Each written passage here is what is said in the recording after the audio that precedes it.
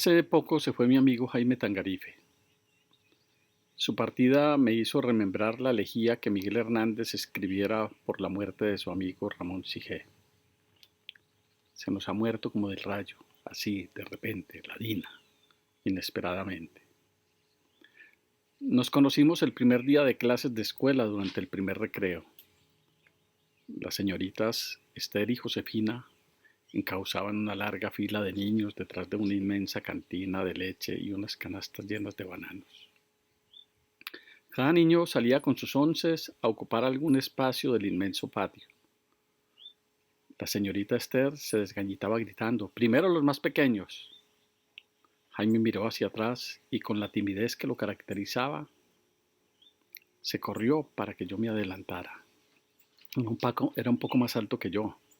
Desde ese día nos hicimos grandes amigos, como lo fueron Ignacio, Darío o Montoyita, a quien otro rayo de muerte se llevó cuando el sol apenas despuntaba para él. La mayoría de los niños de la escuela Locería teníamos el mismo juego en nuestro recorrido a clases.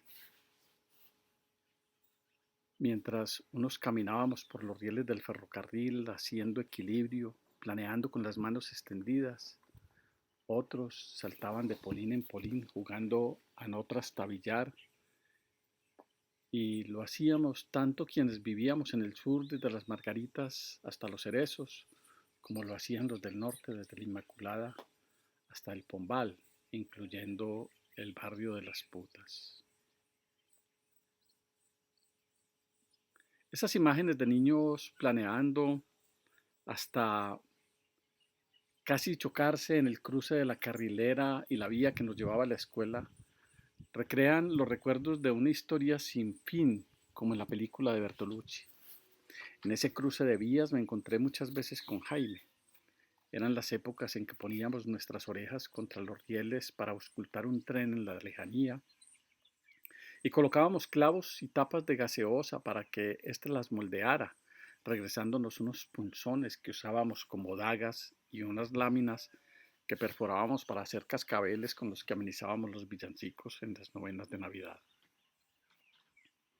Nuestra escuela era como una U abierta que terminaba en una diéresis imaginaria llena de montículos tapizados de hierba en la parte alta de una colina poblada de árboles. Allí muchos niños se sentaban hasta que pasara el hermano Julio con su talega blanca cargada de panes recién horneados, mientras otros simplemente nos sentábamos a esperar que el tiempo pasara, dejando que nuestros ojos se desplazaran desde una carrilera semidesierta hasta una carretera poblada de carros, para ir descubriendo encima del río un horizonte que se perdía en las montañas de la miel y llegar luego a un cielo cargado de imágenes que siempre queríamos descifrar antes que cualquier lluvia intempestiva se las llevara consigo. Hace apenas un mes recreaba con Jaime estos recuerdos, incluso aquel donde nos preguntábamos: ¿y tú qué vas a hacer cuando seas grande? Yo quiero ser doctor, me decía. Yo también quiero ser doctor, le respondía. Él tenía en la cabeza el doctor que mandaba en la fábrica. Yo tenía en la cabeza el doctor que podía curar a mi madre después de que le hicieran un acto de brujería en la Úrsula antes de llegar a Santa Bárbara. El doctor que él quería ser quedó atrapado en sus deseos porque ese dilema de estudiar o trabajar lo llevaron a los mismos hornos que mataron a mi padre y a la misma fábrica donde el suyo fue agotando su existencia. El doctor que yo quería ser empezó a estudiar medicina y luego quedó atrapado en un exceso de realidad y en un cúmulo de sueños que fueron degollados por la espada de Temis en nombre de la justicia.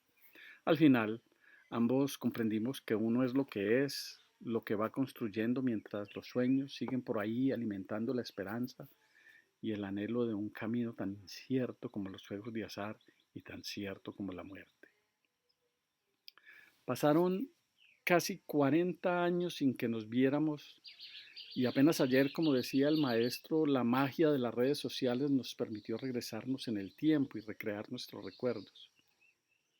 Yo quería acudir a su memoria para seguir patentando una historia mal contada, al decir de Chaveto, en la que muchos amigos comunes navegaban en el olvido, pero él me fue metiendo en la suya, como quien busca amanuense para notariar sus propias vivencias. Y me enteré cómo sucedió. De la nada fui navegando en sus recuerdos de cuando jugaba fútbol con Hernán Darío Herrera y sus hermanos, con Los Higuita, con Senato, con Punta. Su poesía recreaba cada faceta de su vida.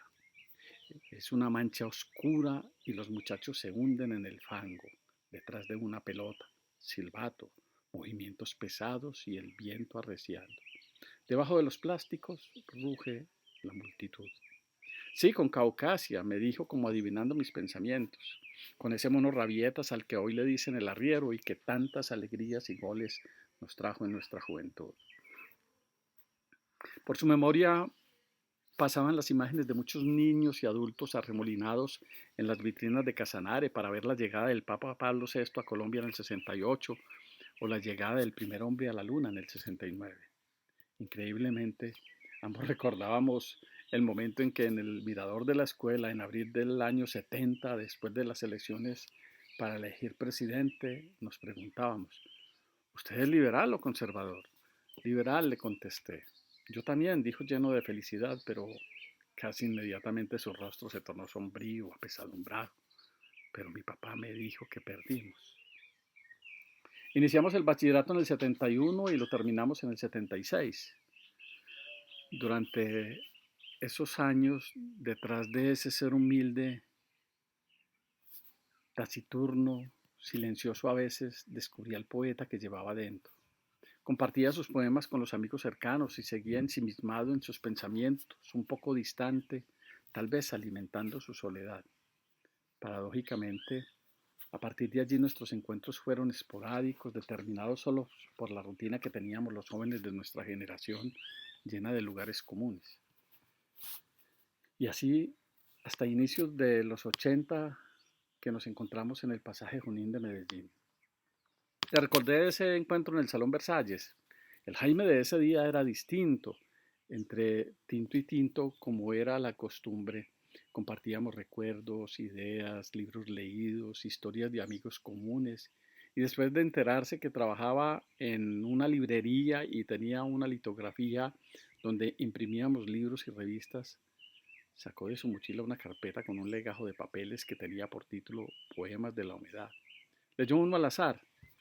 Estos son mis amigos raros, como una especie ultraterrena, teatreros con barba apretada en torno a un rostro sin tiempo, periodistas que toman tinto discurriendo acerca de músicos de cuya obra resaltan los signos a la botella, poetas inéditos como sombras sin rostro, fantasmas.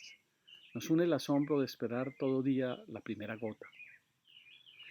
Revísalos, me dijo, y si crees que son publicables,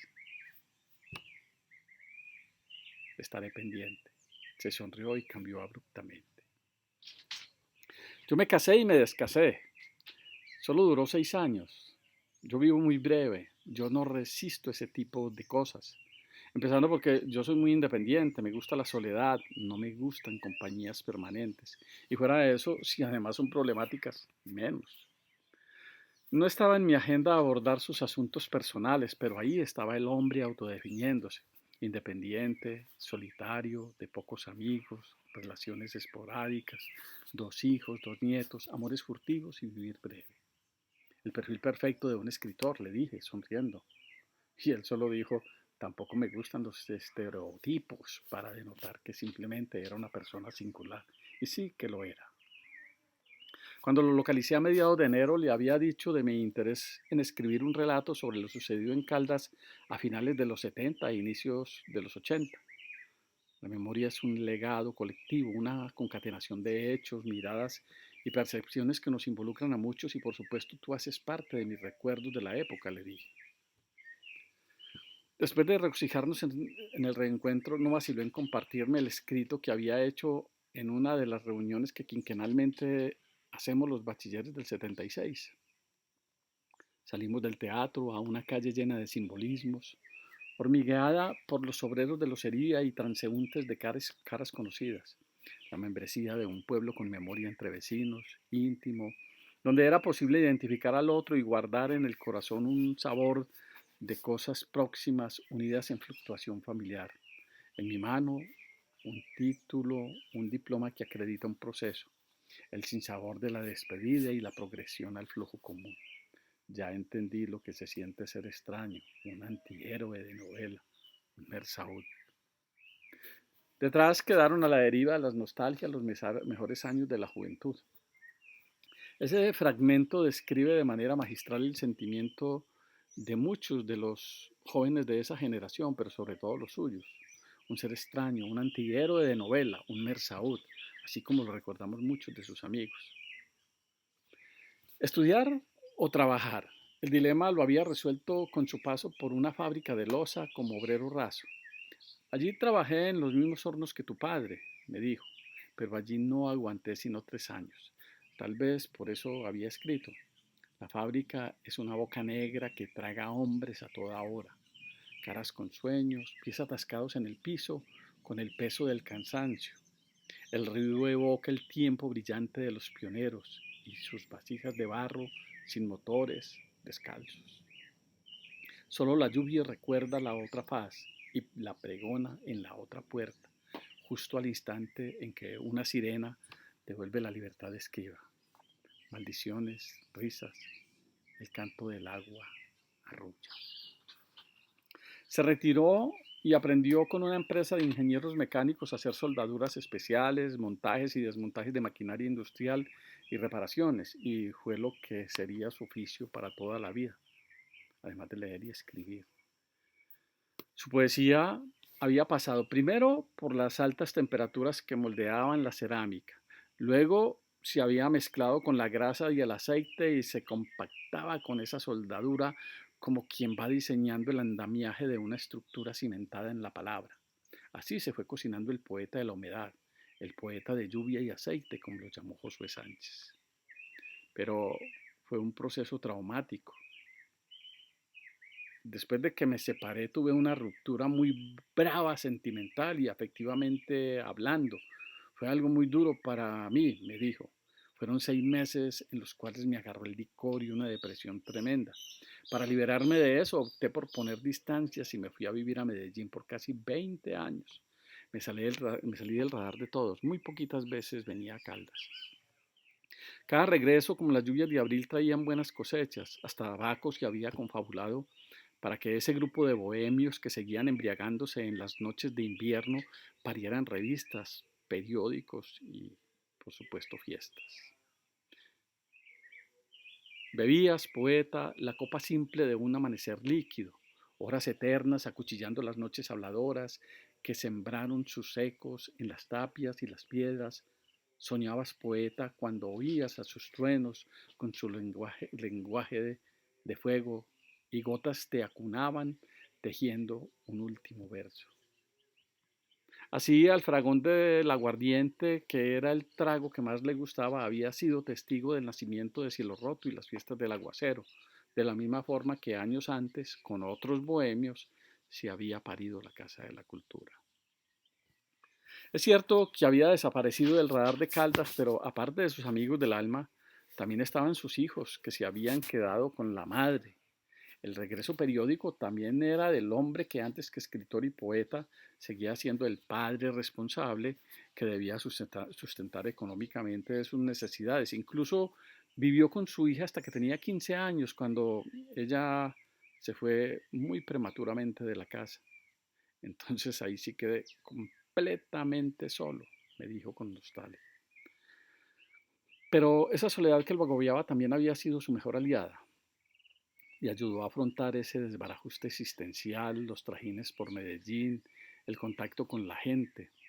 Se sumergió en barrios tan populares como el Picacho y Santo Domingo, por esas comunas bravas, como dice, en contacto con gente muy diferente, donde sí había actividad cultural, pero se manejaban en cambio una existencia y una experiencia existencial única. Aprendí mucho y cogí muchas historias, mucho bagaje, mucho trajín en un contacto muy cercano con todo tipo de personas. De la gente que conozco, solo Carlos Mario Correa, el periodista, llegó a tener una vivencia así. Él se atrevió a meterse por Tejelo, por el Raudal, donde estaban las imprentas, donde imprimía el espectador y lo que él hacía, la urbe. ocasionalmente nos encontrábamos y nos poníamos a hablar con toda esa gente, amanecíamos por ahí tomando aguardiente y hablando con esos fantasmas de la calle. Y de la nada volvió a una de mis preguntas. Es muy importante, Luis Carlos, en tu historia, y quiero que lo resaltes porque eso es de novela, eso parece una ficción, el tema de Pablo Escobar y la Casa del Fantasma. Es un tema que si uno lo cuenta ahora, la gente no lo cree. ¿Cómo es posible nosotros reunidos con un personaje tan siniestro y uno tan inocente? Bueno, no tan inocente. ¿Y cómo fue que creímos que podíamos aprovechar un recurso económico que sirviera a los intereses que teníamos en el campo cultural? Aprovechar que nos daban un dinero y pensar que no nos involucrábamos en la parte oscura de este personaje. Aunque algunas cosas he escrito, no puedo recrear historias tan sórdidas donde yo mismo fui actor. Gracias a Dios, el destino quiso que pudiéramos borrar este episodio sin trauma. ¿Y qué era lo que me decías? Me preguntó de pronto. Tengo tus poemas de la humedad, Jaime, le dije con vergüenza. Los he llevado conmigo por 40 años y me angustiaría saber que fueran única copia. No te preocupes. Siempre escribí con papel carbón y tengo cientos de poemas todavía en cajas. También tengo ensayos, cuentos y estoy escribiendo una novela que condensa todas esas vivencias. Lo que pasa es que se necesita un tiempo de madurez, de sentarse, de desacelerarse. Aún me faltaba ese largo aliento para afrontar ese tipo de proyectos, pero desde hace un año vengo compilando todas esas historias, todos esos fragmentos de la vivencia en Medellín, de mi familia, de las experiencias en Caldas, y entonces, a partir de eso, vengo elaborando esa historia. Ahora, él creía tener un largo aliento, pero la brevedad de su existencia nos dejó la obra inconclusa. ¿Pero te han publicado, Jaime? Le pregunté con insistencia. Solo algunos poemas en algunas revistas, La Muralla, Claroscuro, Cielo Roto, y ahora me incluyeron en un libro de varios escritores de Caldas. Ahora más bien publico en Facebook, y como para cerciorarse que tenía un nuevo lector, empezó a llamarme o enviarme mensajes por WhatsApp para anunciarme su última publicación. La última semana de febrero me llamó para compartir su escrito. A este hijo de edades en el limbo, concebido gracias a ejercicios de insomnio, le esperan aulas de vacaciones, recintos perfumados de ausencias, un hosco escudriñador de gazapos, nunca espíritus libres. Aquellos tan marginales, tan tímidos, afrontan tareas de rescatista entre escombros condenados al olvido. Siempre encuentran un bar entre músicas suplicantes y una mujer tatuada en el alma con tinturas de odios, alguna historia cándida, un corazón abierto a la palabra donde al fin fluyen a la eternidad.